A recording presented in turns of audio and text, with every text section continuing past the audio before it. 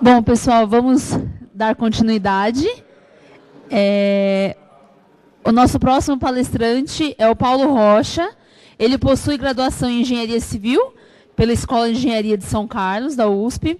É engenheiro técnico e de pesquisa e desenvolvimento na Macaferri do Brasil. Tá? Trabalha com o uso de gabiões geossintéticos em obras geotécnicas, hidráulicas e ambientais.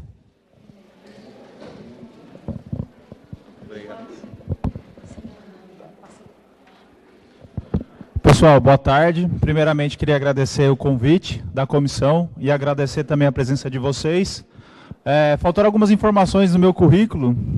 Eu sou professor, mas como eu sou professor de mecânica dos solos, e aí é outro departamento, de geotecnia, falei, deixa sem mesmo, que é melhor.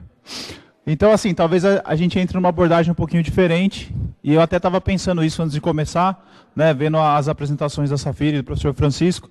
A gente podia estar falando de hidráulica, por exemplo, de canalizações. Como o professor falou, a gente vai ajudar em alguns projetos aqui da região. Mas, por outro lado, também é interessante a gente ter uma outra abordagem, ver um outro tema, que eu acho que o dia fica mais completo para vocês e as discussões também vão ficar mais abrangentes.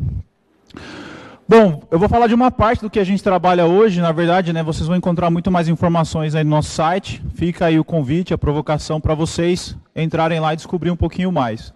E eu já começo a apresentação com um pequeno vídeo que conta a história da Macaferri. Um coração bolonhês bate em todo o mundo. Diversificação dos setores de domínio e capacidade para apanhar as oportunidades propiciadas pela contínua evolução dos mercados mundiais. Esta é a missão do Grupo Industrial Macaferri. Fundada em 1879, a Ofitin Macaferri vem a se tornar referência técnica no desenvolvimento de soluções para controle de erosão e estruturas de contenção. Desde então, através de inovação, expansão geográfica e diversificação de seu portfólio, a Macaferri é hoje líder mundial em prover soluções avançadas nos mercados geotécnico, ambiental e de construção civil. O lema da Macaferri, Engineering a Better Solution, mostra que a empresa não se limita somente em fornecer produtos, mas sim realiza seus trabalhos em parceria com seus clientes, oferecendo qualidade técnica para entregar soluções versáteis, econômicas e ambientalmente sustentáveis. Reconhecida no mercado global como líder na fabricação e fornecimento de gabiões e colchões Reno confeccionados com malha de dupla torção, nos últimos anos, a Macaferri tem seguido com uma forte estratégia de diversificação, oferecendo soluções para vários setores do mercado de infraestrutura à mineração e desde proteção ambiental a obras costeiras. Recentes aquisições da empresa, incluindo a BMD Têxteis no Brasil,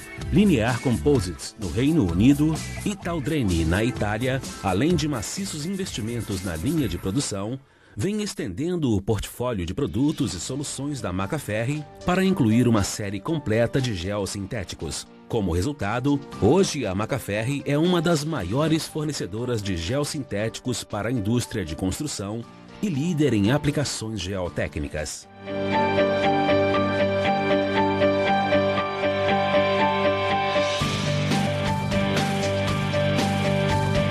De fundações humildes há mais de 130 anos, a Macaferri hoje oferece capacidade global a nível local, trabalhando com seus clientes para prover soluções de engenharia em cada canto do mundo.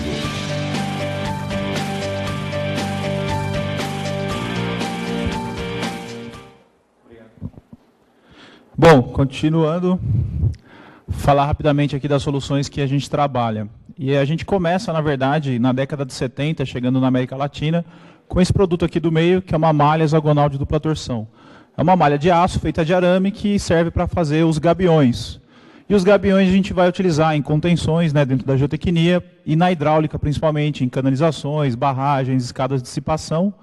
A gente também trabalha essa malha em proteção de encostas rochosas contra a caída de rochas, para evitar acidentes.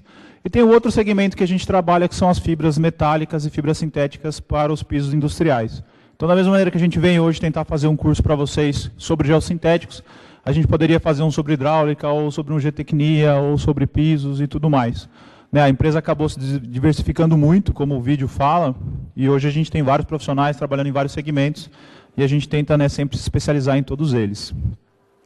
E tem um segundo mundo aí, que são os geossintéticos. Então a Macaferri trabalha... Agora eu entendi o sofrimento com o controlinho. Estou vendo aqui.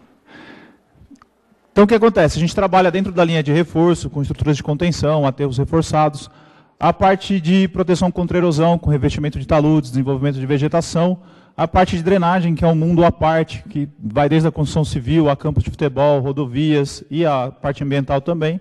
E finalmente, né, a gente tem todo o segmento ambiental, que vai desde a construção de aterros sanitários, lagoas de tratamento, desidratação de lodos, que é a parte que a gente vai falar hoje. Então essa última coluna ali, a coluna ambiental, que vai ser o tema da apresentação. E outra parte que está no título da apresentação é geossintéticos. Então, para quem não conhece, apresentar, né, o que são esses materiais.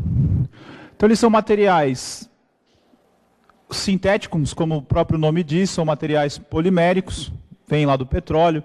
Então a maioria vai ser PVC, polietileno, polipropileno, poliéster, enfim. E a ideia é que eles substituam um material natural. Então você vai colocar uma geomanta para fazer a impermeabilização, ao invés de colocar uma camada de argila compactada. Você vai substituir um dreno de brita por um gel composto e assim vai. Esses materiais, né, são materiais industrializados, controlados, com ensaios, com testes, e eles vão trabalhar principalmente nas obras de geotecnia, hidráulica e de proteção ambiental. E eu coloco ali embaixo a norma, a terminologia, né, porque existem várias normas no Brasil, essas normas estão sempre em discussão, vocês são convidados a participar da discussão das normas também, e, né, a gente consegue avançar na engenharia muito discutindo essas normas. Algumas das funções que esses materiais vão realizar são a filtração e separação, o reforço, controle de erosão, impermeabilização, desidratação de lodos, drenagem e proteção. Aí eu tentei pegar todas essas funções aí e jogar dentro de uma obra de âmbito ambiental. E a gente, né, sempre acaba utilizando o exemplo de um aterro sanitário. Os aterros sanitários são hoje na engenharia geotécnica, na engenharia ambiental, o que há de mais moderno em relação à aplicação de geossintéticos. Então existe um controle muito grande para não ter nenhum tipo de contaminação, não ter nenhum tipo de problema. Aí eu acho que casa um pouco, né, com o que a Safiri comentou, a legislação pega pesado em relação às multas para as questões ambientais. Então, lógico, existem muitas empresas, muitos órgãos que vão utilizar uma série de soluções para evitar uma multa mais pesada, mas, por outro lado, eu discordo também, porque eu acho que não é só o dinheiro que move a questão ambiental. Vou dar um exemplo da minha empresa. A minha empresa é a minha casa. Eu faço coleta seletiva e eu não ganho nada por isso. Eu faço porque eu realmente acho que eu vou ajudar o planeta, vou ajudar a cidade fazendo isso daí. Então, eu acho que assim, a partir do momento que as pessoas que estão interessadas assim, no desenvolvimento ambiental, elas começam a construir as empresas, lógico, sem gerar um prejuízo, elas acabam aplicando isso daí. Eu entendo que a grande maioria é uma questão de multa, mas eu acho que tem sim muitas pessoas muito bem orientadas que acabam fazendo pensando no planeta. Então, tentando aplicar isso aqui, a gente tem, né, primeiramente, a questão da proteção, e essa proteção, na verdade, é para proteger um outro material, um outro geossintético que é um pouco mais nobre. Então, nesse caso, a gente vai usar um material que vai proteger a geomembrana, que é o material mais nobre utilizado para impermeabilização. Aí eu fiz questão daquela setinha ali, ó, sair lá de cima do aterro sanitário, não sair só ali de baixo. Por quê? Porque a gente tem a ideia que ali a base do aterro sanitário vai estar impermeabilizada, para a gente não ter a percolação do chorume para dentro do solo, para dentro do lençol freático. Mas enquanto a gente está trabalhando no aterro sanitário, se você chover ali em cima, essa água vai se misturar com o chorume. Então você tem que impedir também essa entrada de água. Então durante o processo de trabalho de um aterro, você tem a cobertura dele ao final do dia, para impedir isso, e no final, quando você encerra os seus trabalhos, essa célula também é impermeabilizada, para você seguir com o trabalho ali dentro do resíduo, né, ele segue trabalhando, se deteriorando, mas você não tem a mistura de água pluvial junto com esse material. Então a impermeabilização acontece na base, mas também na cobertura. E você vai ter ali geralmente um geotexto fazendo a proteção dessa geomembrana para impedir perfurações, rasgos e afins. Depois, você tem a parte de filtração e separação junto com a parte de drenagem. Ela pode ser realizada separada, ou seja, você usar um filtro junto com britas e areias, por exemplo, ou usar um gel composto, que eu vou apresentar para vocês, para fazer a drenagem tanto do chorume, que está percolando pelo resíduo, como, por exemplo, uma elevação de lençol freático, que pode estar embaixo da impermeabilização, e lá em cima a gente tem ainda a drenagem dos gases, né, que durante o processo de deterioração do resíduo, você tem a geração de gases. Se você não drenar esse gás, você pode ter uma perfuração e até mesmo uma explosão dessa sua célula. Então tem essa importância também. E além disso, a gente tem a possibilidade de utilizar o reforço, tanto para a questão do solo, para a gente fazer uma verticalização, quanto para a questão do próprio resíduo. Então a ideia seria construir um aterro mais vertical, mais verticalizado e ter um maior aproveitamento do espaço. Depois, quando a gente chegar nessa parte ali na apresentação, eu conto uma historinha para vocês que o engenheiro da Itália trouxe para a gente. E lá no final, quando você acabar o seu aterro sanitário, você tem ainda a possibilidade de fazer um controle de erosão, revestimento e desenvolver vegetação para encerrar a sua célula. Bom, eu peguei um material que a gente tem, um material técnico, que cita, né, as fases das obras de proteção ambiental. Ele pega o exemplo de um aterro sanitário. Eu acho que isso é aplicado para outras soluções também. E tentei construir aí o esqueleto da apresentação com base nisso. Então tem a fase de planejamento, que na verdade eu vou deixar para o final, para falar de como a Macaferri, por exemplo, pode ajudar vocês nessa questão.